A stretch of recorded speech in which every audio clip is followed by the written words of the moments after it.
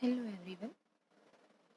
આપણે અગાઉના લેક્ચરની અંદર માલ સામાનની એબીસી પદ્ધતિ વિશે માહિતી મેળવી હતી અને જરૂરી સમયે જ અભિગમ એટલે કે જીત વિશે માહિતી મેળવી હતી, એટલે કે એના વિશેની પ્રસ્તુત ચર્ચા એની વ્યાખ્યાઓ વિશે જોયું હતું. હવે આજે આપણે જીતના લક્ષણો વિશે જોઈશું. જીત એટલે કે જરૂરી સમયે જ અભિગમ. તો સૌથી પહેલું છે કે માંગ આધારિત ખરીદી અને ઉત્પાદન. તો કે જીત અભિગમના લક્ષણોમાં સૌથી પહેલું લક્ષણ છે કે માંગ આધારિત ખરીદી અને ઉત્પાદન.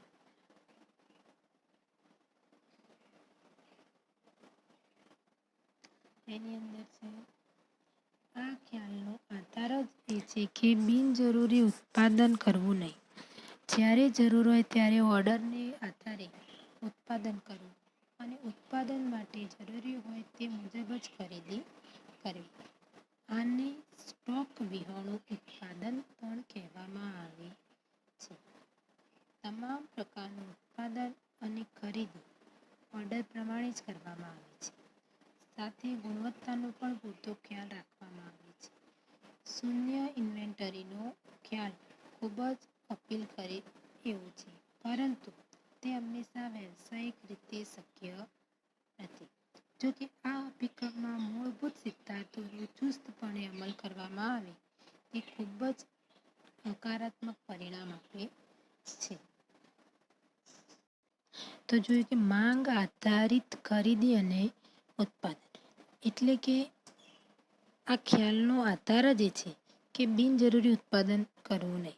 જ્યારે જરૂર હોય ત્યારે ઓર્ડર આવે ત્યારે એનું ઉત્પાદન કરવું અને ઉત્પાદન માટે જરૂરી હોય તે મુજબ જ ખરીદી કરવી. એટલે આને માંગ આધારિત ખરીદી અને ઉત્પાદન કહેવાય. આને સ્ટોક વિહોણું ઉત્પાદન પણ કહેવાય, એટલે કે એમાં સ્ટોક કરવામાં આવતો નથી.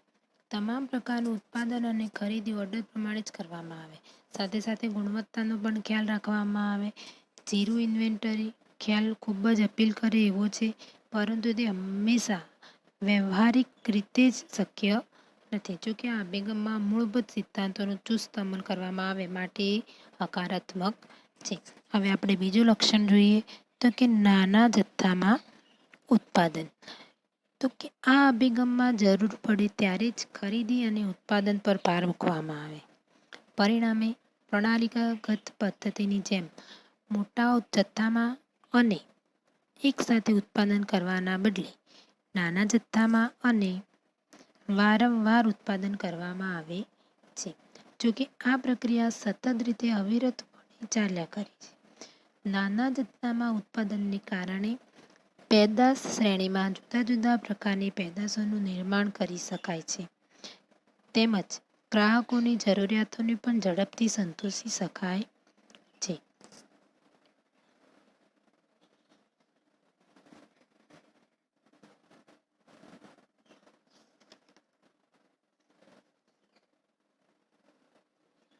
હવે એના પછી ત્રીજો તો કે ગોઠવણીનો લઘુત્તમ સમય. આમ તો મોટા જથ્થામાં થતું ઉત્પાદન કરકસરયુક્ત ગણાય છે, પરંતુ જાપાનીઝ કંપનીઓના અભિગમ પ્રમાણે નાના જથ્થામાં ઉત્પાદનને કારણે પણ ઉત્પાદકતા વધારી શકાય છે. જો કે નાના જથ્થામાં ઉત્પાદન કરવાના પરિણામે સમય વધુ લાગે છે. તેથી આ અભિગમમાં યંત્ર પર નવા કામની ગોઠવણીનો અને બીજા વિપાકે યંત્રમાં ફેરબદલીના સમયમાં શક્ય તેટલો ઘટાડો કરવા પર ભાર મૂકવામાં આવે છે. અમેરિકામાં મોટર કારના ઉદ્યોગમાં ઉત્પાદનના ગોઠવણી સમય અને ફેરબદલી સમય 6 કલાકની આસપાસ હતો, જ્યારે જાપાનમાં આ સમય 6 મિનિટનો હતો. અમેરિકન ઇજનેરો ઉત્પાદનની ઝડપ વધારવાના પ્રયત્નો કરતા હતા, જ્યારે જાપાનના ઇજનેરો ગોઠવણી અને ફેરબદલી સમય ઘટાડવાના પ્રયત્નો કરતા હતા. આ સમય યોગ્ય વ્યવસ્થા તંત્ર, સાધનો અને તાલીમના યોગ્ય સમન્વયથી ઘટાડી શકાય છે. પરિણામે પડતર ઘટાડી શકાય છે. અમેરિકાની એક કંપનીને જીત કાર્યક્રમનો સફળતાપૂર્વક અમલ કરતા 6 મહિનાનો સમય લાગ્યો, પરંતુ તેના અમલ પછી એક પાત્રના ઉત્પાદનના જુદા જુદા 3 તબક્કાઓમાં સમયમાં ઘટાડો કરવા સક્ષમ બને. 3 તબક્કાઓ મુજબના સમયમાં ઘટાડો કરવા એ સક્ષમ બને. તો કે પહેલા તબક્કામાં 20 મિનિટથી ઘટાડીને 2 સેકન્ડ કરી, બીજા તબક્કામાં 2.5 કલાકથી ઘટાડીને 2.5 મિનિટ અને ત્રીજા તબક્કામાં 6 કલાકથી ઘટાડીને 1.7 મિનિટ સુધી કરી. હવે જોયું કે ઘટાડો પ્રાપ્ત કરીએ છીએ. આ સમય ઘટાડાના ખૂબ જ ઊંચા પરિણામો સિદ્ધ થયા છે. હવે આપણે જોઈએ ચોથું, પ્રક્રિયાના સમયમાં ઘટાડાના પગલાં. તો કે આ અભિગમમાં ઉત્પાદનનો સમય ઘટાડવા, પ્રક્રિયાનો સમય ઘટાડવા પર ખાસ ભાર મૂકવામાં આવે છે. આમ તો દરેક પ્રક્રિયાનો સમય નિશ્ચિત હોય છે, પરંતુ સમય નિરીક્ષણ અને ગતિ નિરીક્ષણ દ્વારા આ સમય ઘટાડવાનું શક્ય બને છે. પ્રક્રિયાના સમયમાં ઘટાડો કરવા સાથે તેની સાથે સંકળાયેલ ખર્ચાઓ પણ ઘટાડી શકાય છે.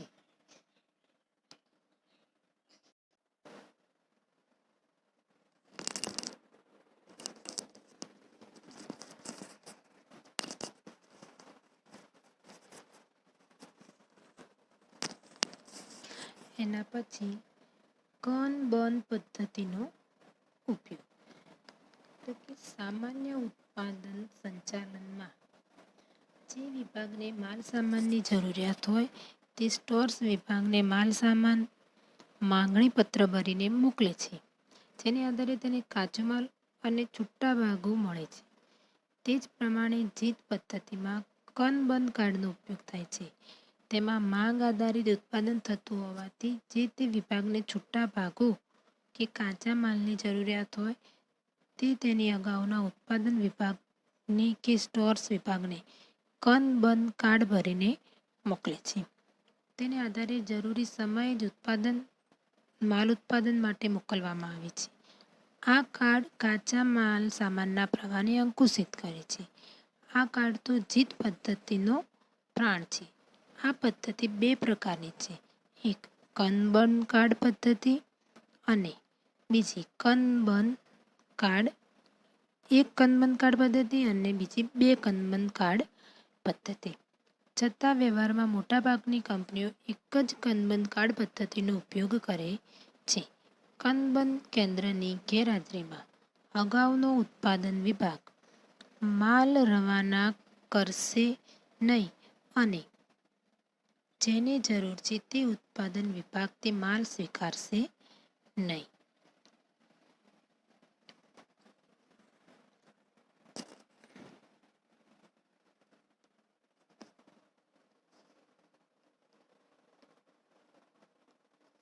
હવે એના પછીનું માલની હેરફેરની આયોજિત પદ્ધતિ. તો કે કન-બન પદ્ધતિ સાથે જ આયોજિત માલ સામાન ફેરબદલીની પદ્ધતિનો અમલ અનિવાર્ય છે. સમયનો બગાડ અટકાવવા માટે માલ સામાનની હેરફેર વૈજ્ઞાનિક હોવી જરૂરી છે. એક વિભાગમાંથી બીજા વિભાગમાં માલ સામાનની હેરફેર એવી રીતે ગોઠવવી જોઈએ કે જેથી ઉત્પાદન વિભાગને જ્યારે જરૂર હોય ત્યારે જ માલ સામાન કે છૂટા ભાગો મળી રહે.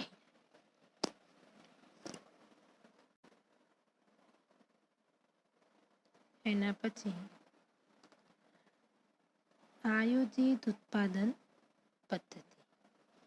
તો કે જ્યારે જરૂર હોય ત્યારે જ ઉત્પાદન કરવાની પદ્ધતિ ખૂબ જ નાજુક પદ્ધતિ છે અને ઉત્પાદનનું યોગ્ય આયોજન ન હોય તો નિષ્ફળ નીવડે છે. ગ્રાહકોને યોગ્ય સમયે માલની ડિલિવરી આપી શકાતી નથી. તેથી ભૂતકાળના અનુભવને આધારે અને ભવિષ્યના ફેરફારોને અંદાજીને આ ઉત્પાદનનું આયોજન એવી રીતે કરવું કે જેથી સ્ટોક વિહોણું ઉત્પાદન હોવા છતાં ગ્રાહકોને સમયસર માલ પહોંચાડી શકાય.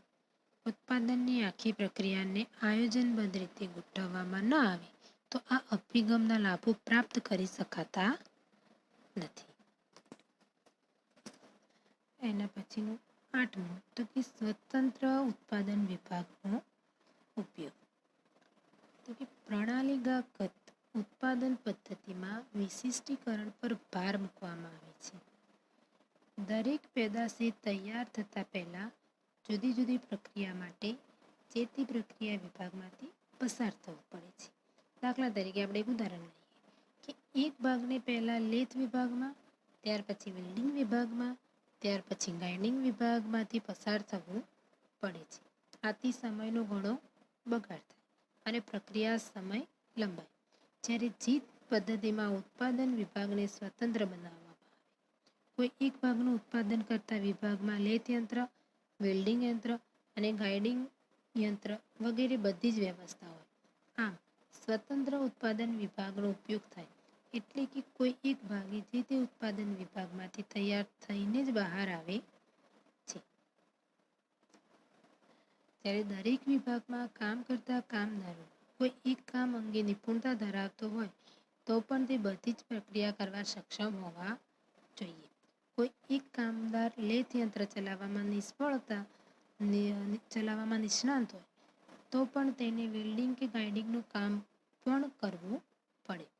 પરંતુ આ વ્યવસ્થાને કારણે ભાગોનો સરેરાશ મુસાફરી સમય ઘણો ઘટી જાય છે. તે કિલોમીટરથી ઘટીને મીટર સુધી આવી જાય છે.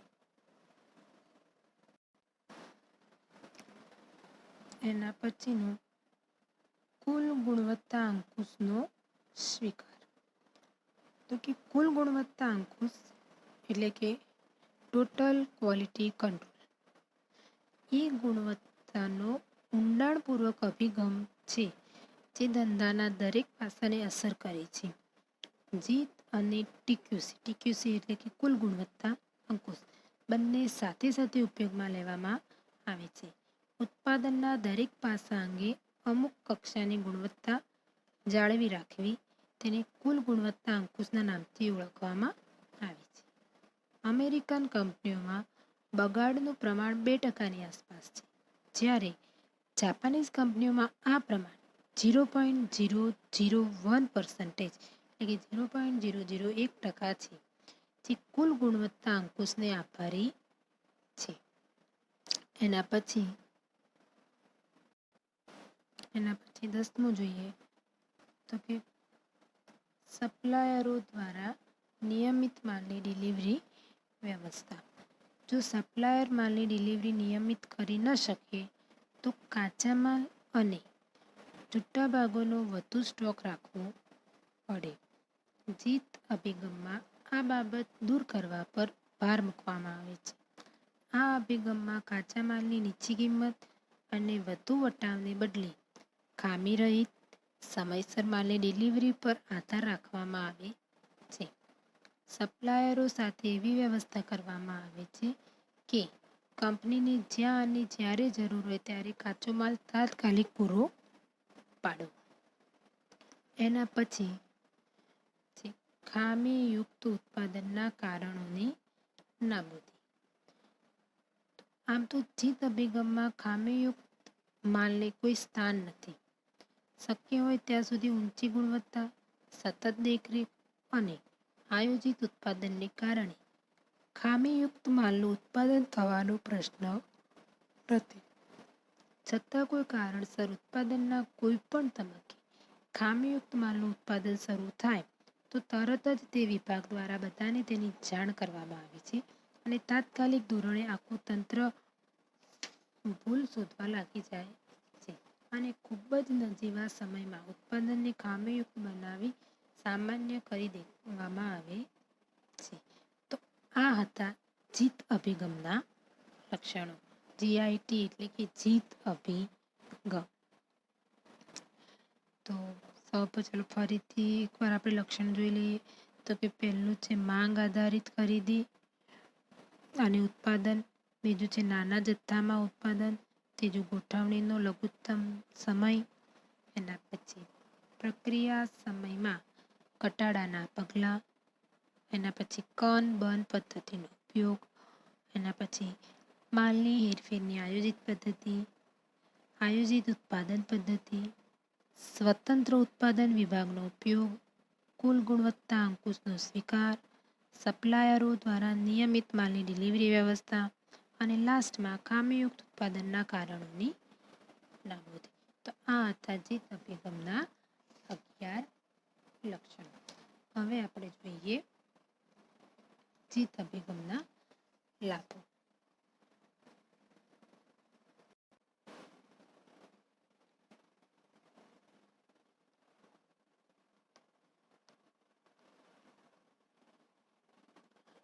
હવે આપણે જોઈએ જીત અભિગમના લાભો. એની અંદર સૌથી પહેલા આપણે જોઈશું બિનજરૂરી રોકાણમાં ઘટાડો. તો સૌથી પહેલા તો જોઈએ કે જીત અભિગમનો મુખ્ય ઉપયોગ ખરીદી કાર્ય અને ઉત્પાદન કાર્ય કરવામાં આવે છે. આમ છતાં આ સિદ્ધાંત ફક્ત માલ સામગ્રીના અંકુશ માટેની કાર્ય પદ્ધતિ નથી, પરંતુ કારખાનાના ઉત્પાદનની એવી સહિત છે કે જે તમામ કાર્યોની પ્રવૃત્તિઓને સંગઠિત કરીને પડતર ઘટાડાનો અને ઊંચી ગુણવત્તાનો ઉદ્દેશ હાંસલ કરે છે. આ ચર્ચા સમગ્ર લાભો અંગેની છે, પરંતુ કોઈ એક વ્યક્તિના વ્યક્તિગત લાભોની જાણકારી મેળવવી હોય તો જીત માટેનું શક્ય કાર્યક્ષેત્ર, ઉદ્યોગોનો પ્રકાર, ઉપલબ્ધ સાધનો, બજારનો પ્રકાર અને કદ, પ્રક્રિયાઓ અંગેની ટેકનોલોજી વગેરે બાબતોની જાણકારી મેળવવી પડે અને તેના આધારે વ્યક્તિગત એકમોના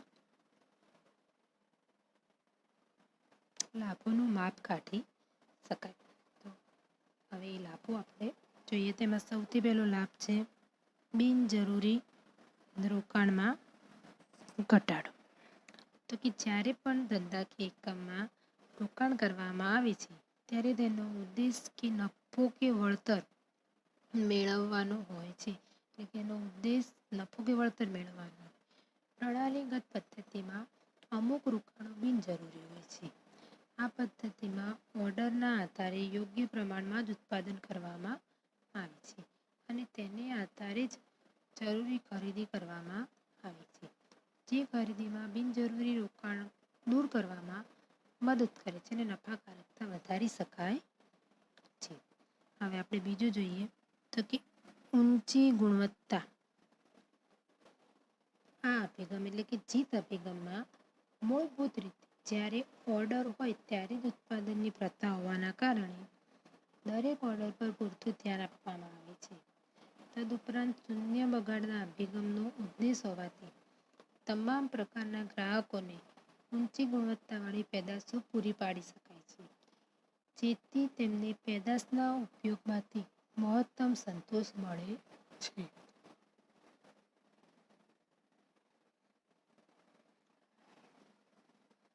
એના પછી જોઈએ તો કે પડતરમાં ઘટાડો. ઇન્વેન્ટરીની જુદી જુદી સપાટીઓ નિભાવવાના કારણે જુદા જુદા પ્રકારની પડતર અંગે વિચાર કરવો અત્રે યોગ્ય ગણાય. જીતના ઉપયોગના કારણે કાચા માલ સામાન, અર્ધ તૈયાર માલ, તૈયાર માલના જથ્થામાં નોંધપાત્ર ઘટાડો થાય છે. તેથી બગાડમાં ઘટાડો થાય છે. પરિણામ સ્વરૂપે માલ સામગ્રી સાથે સંકળાયેલ દરેક પડતરમાં ઘટાડો થાય છે.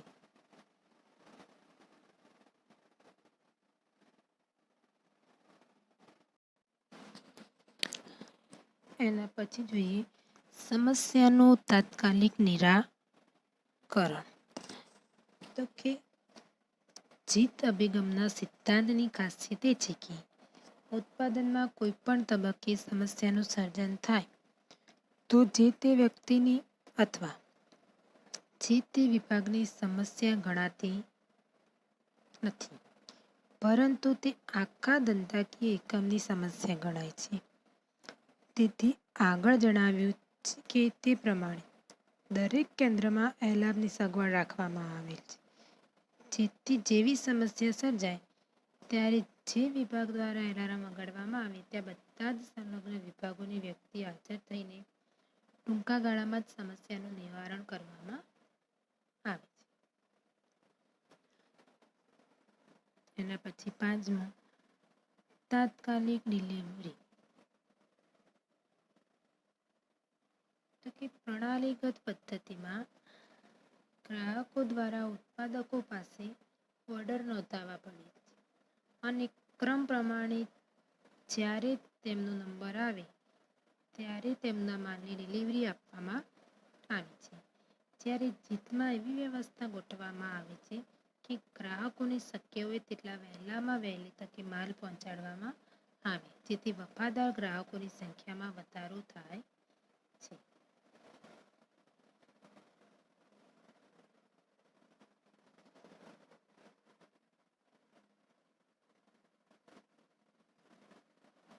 એના પછી કુલ ગુણવત્તા સંચાલન.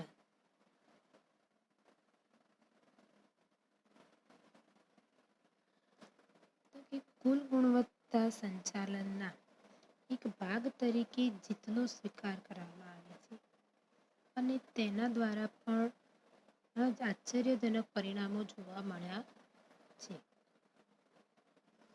એના પછી જોઈએ નવી ડિઝાઇનો.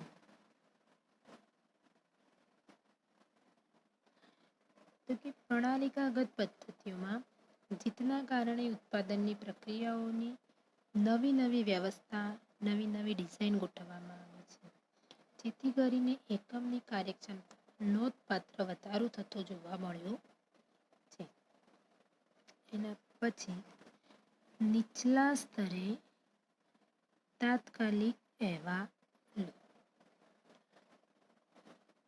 તો કે જીતમાં અગત્યનું લક્ષણ છે કે નાના બેચમાં ઉત્પાદન કરવામાં આવે છે, પરિણામે નીચેના સ્તરેથી ગુણવત્તાની સમસ્યા કે અન્ય કોઈ પણ સમસ્યાનો અહેવાલ નીચલી સપાટી પાસેથી તાત્કાલિક મળે છે, તેથી તેના પર સમયસર પગલાં લઈ શકાય છે અને તેને બગાડ રોકી શકાય છે.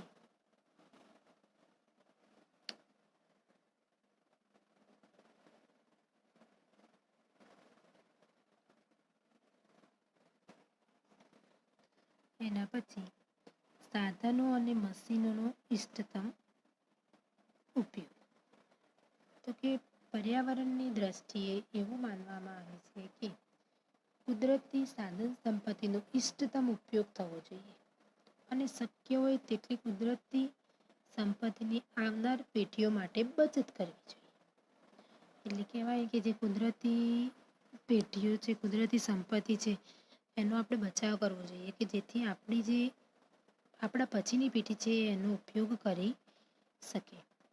ઉપરાંત જેમાં મોટું રોકાણ કરવામાં આવેલ છે તેવા મશીનોનો પણ ઇષ્ટતમ ઉપયોગ થવો જોઈએ, જે જીતના સિદ્ધાંત દ્વારા શક્ય બને છે.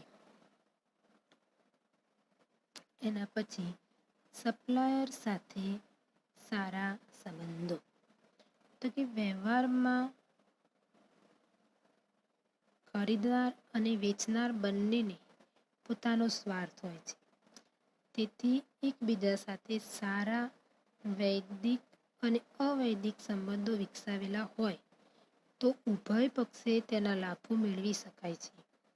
જીતમાં સપ્લાયર સાથે સારા સંબંધો અનિવાર્ય છે. એના પછી યોગ્ય લેઆઉટ. તો કે આ અભિગમ એટલે કે જીત અભિગમમાં ખરીદીની દ્રષ્ટિએ અને ઉત્પાદનની દ્રષ્ટિએ આદર્શ લેઆઉટ અગત્યનો ભાગ ભજવે છે. એના પછી આંતરિક વિભાગોનું સંકલન. તો કે દરેક ધંધાની સફળતા આંતર વિભાગોના સહકાર અને સંકલન પર આધારિત છે. ધંધાકીય એકમના જુદા જુદા કાર્યો જેવા કે માર્કેટિંગ, ખરીદી, ડિઝાઇન અને ઉત્પાદન વગેરે વચ્ચે યોગ્ય સંકલન અને માહિતી સંચાર પૂરો પાડવામાં આ મદદરૂપ થાય છે.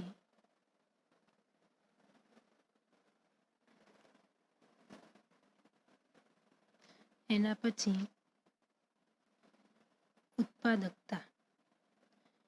તો કે પરિવર્તનશીલ કામદાર દળના કારણે, પુનઃ કામના ઘટાડાના કારણે, તપાસ ચકાસણી કામના ઘટાડાના કારણે, જરૂરી ભાગો સમયસર પહોંચવાના કારણે, ખરેખર પ્રક્રિયા સમયના ઘટાડાના કારણે કુલ ઉત્પાદકતામાં નોંધપાત્ર વધારો જોવા મળે છે. કામદારો બહુલક્ષી કામો માટે કુશળતા પ્રાપ્ત કરે છે અને ઊંચી ઉત્પાદકતા સિદ્ધ કરે છે.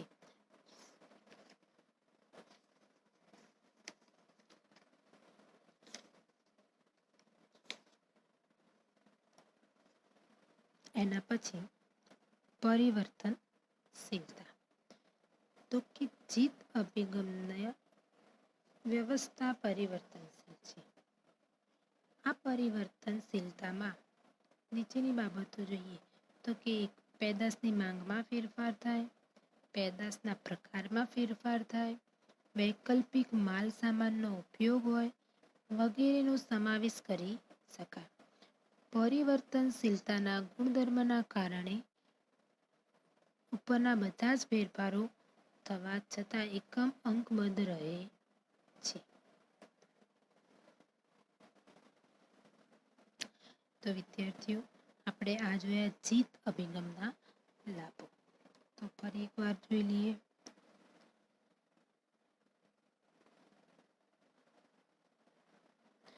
જીત અભિગમના લાભો.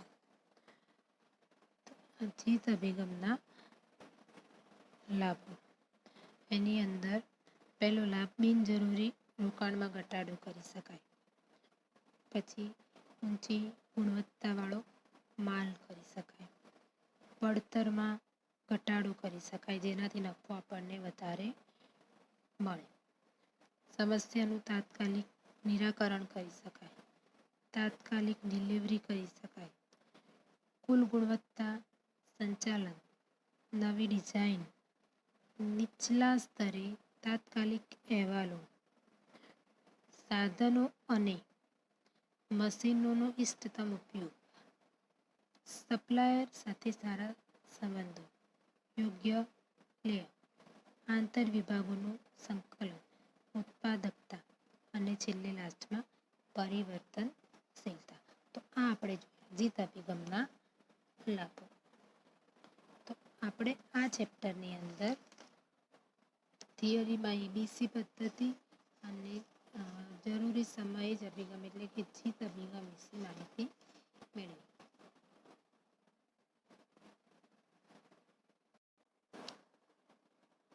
આ ચેપ્ટરમાં આપણે દાખલા પણ જોયા અને થિયરી પણ જોઈ. દાખલાની અંદર સૌથી પહેલાં તો આપણે થિયરી જોઈ હતી. થિયરીમાં માલ સામાનના હિસાબોની વ્યાખ્યા જોઈ હતી.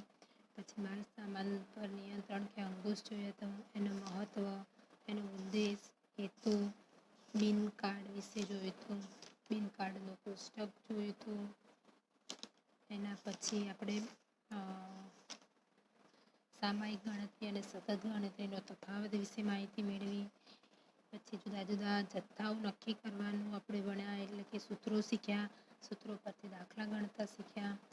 ગુરુત્તમ જથ્થો, લઘુત્તમ જથ્થો, વર્દી સપાટી, ભય સપાટી, સલામતી જથ્થો, આર્થિક વર્દી જથ્થો, આ બધું શોધતા આપણે શીખ્યા. એના સિવાય આપણે માલ સામાનનો વપરાશ, માલ સામાનની ફેરબદલી દર, સરેરાશ માલ સામાન, ફેરબદલી મુદ્દત, આ બધું પણ આપણે અહીં આ ચેપ્ટરની અંદર શીખ્યા. અને લાસ્ટમાં માલ સામાન અંકુશની એબીસી પદ્ધતિ અને જરૂરી સમય અભિગમ વિશે પણ માહિતી મેળવી. આજના લેક્ચરમાં આટલું. લેક્ચર અહીંયા પૂરું થાય.